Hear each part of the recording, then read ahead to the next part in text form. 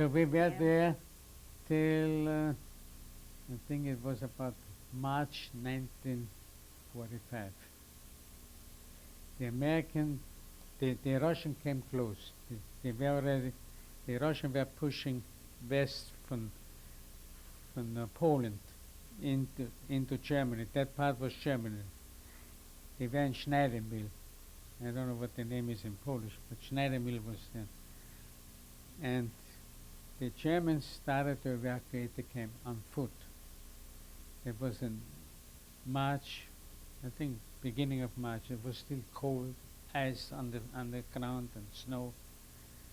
And they evacuated the camp. On foot we were marching with SS guard in the back, you know, and soldiers on the side and in the front, German soldiers. And from time to time in the back you hear boom, boom, boom. You could hear single shots. Till we found out, you know, the rumors goes around fast. They shoot anybody who can't walk, who don't want to work or can't walk, you know. They don't want nobody to stay behind. So I said to myself, that's going to happen to me too one day. How long can you walk on snow and ice? So overnight they put us in the barns, in the Scheune, they call it in German, you know, where they have the hay and straw. And they put German soldiers around to guard us, one or two. And with the heavy boots on the ice, you could hear the sentinel walking.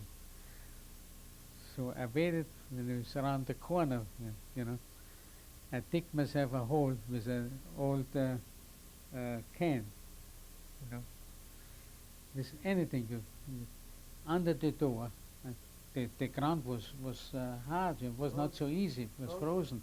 But anyway, I made a deep enough hole. I was skinny, not like today. I was skinny, you know.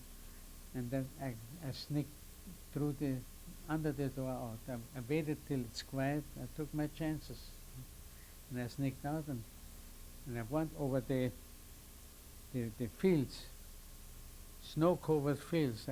I couldn't go on the road because the German army were on the road. You know, over the fields and going east in the direction of. I figured the Russians coming from the east, so I wanted to get liberated by the Russians. You know. From time to time, I fell in a trench because the ice. You don't see if the ice is strong or not, and there's water trench between the fields. I fell in the water. So finally, I got to, in the night, I saw a light from far. I got to a farmhouse, and I sneaked up to a building, a small building, and I listened by the door, and I hear Polish speaking. Not, I don't speak Polish, but the sound I know it's Polish. Polish or could be Ukrainian, something like that. So I knocked on the door, and here opens a guy, the door, a Polak. But he spoke German also, broken German. You know, these are the, what you call it, the slave laborers who had their working on the farms. They all learned German, you know. And I didn't tell him that I'm a French foreign legion. I said I'm an American prisoner of war. And I spoke with a broken German. You know. Were you still wearing the uniform? I was wearing the American uniform, but the prisoners, they had a triangle, a red triangle in the back, sewed in. So they recognized that you are a prisoner of war. But you had your American uniform on. But it was not the original uniform that we were caught, but the Red Cross sent clothing in from time to time, you know, underwear and pants and jackets, because they had to dress us. The Germans didn't dress us. It was the International Red Cross. They sent the uniforms.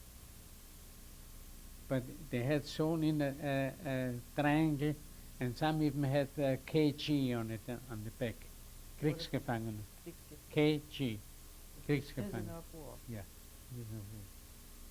And So you told the Polish guy that. Yeah, told the Polish guy I ran away from the prisoner of war camp. So I said to him if he has maybe a jacket, a civilian jacket and the pants, so the Germans shouldn't recognize me right away as a prisoner of war. I gave him a pack of American cigarettes. I didn't smoke, but the cigarettes was money. From the prisoner of war package, like you save money, I save cigarettes. I gave him a pack of cigarettes, he gave me a jacket and the pants. Cigarettes were worth a lot of money. You know? And he gave me advice. He says, go to the next town, it's Anglam. And just tell him you're a civil worker. Speak the same way like you speak to me. You're a civil worker, French civil worker. Because I said I speak French too. So I followed his advice, and I go to Anglam, and I ask somebody, where is the work office? Arbeitsamt, you know.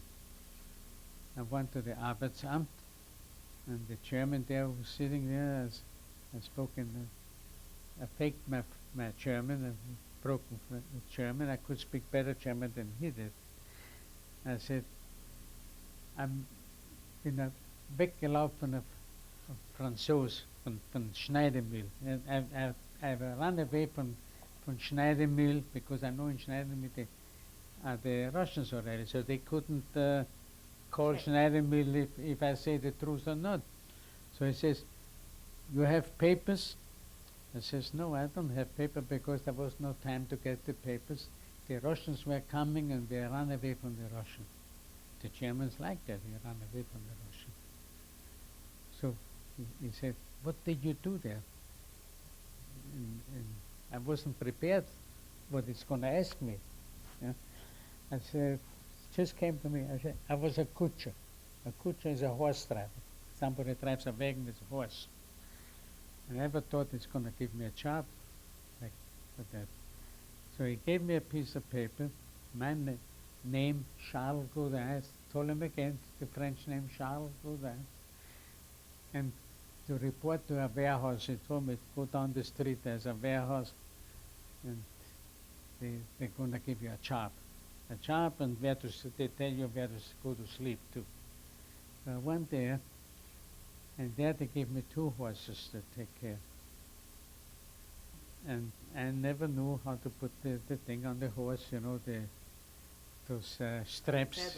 Saddle. Not a saddle, to pull a horse. You don't ride the horse, you put him in front of a wagon, you know. But so everything you gotta have muzzle. There was a Belgian civilian working there, so he spoke French. So I asked him in French, how you put those things on the horse, and that I took a chance. I said, I'm from the French-born legion. I ran away. I figured either he's going to turn me in or he's going to be on my side. But he didn't turn me in. He was on my side. You take a chance.